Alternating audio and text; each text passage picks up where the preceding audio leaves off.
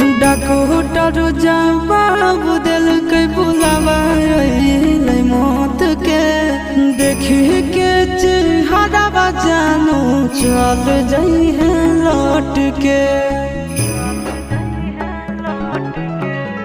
डकोटर जवाब दिल के बुलावा मौत के देखी के चेहरा जानू चल जाई है लौट के।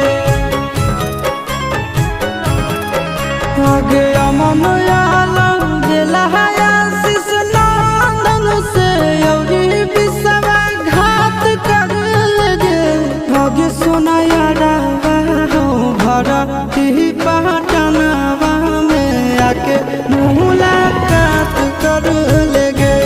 आगे सोना यारा हो भरा ही पटना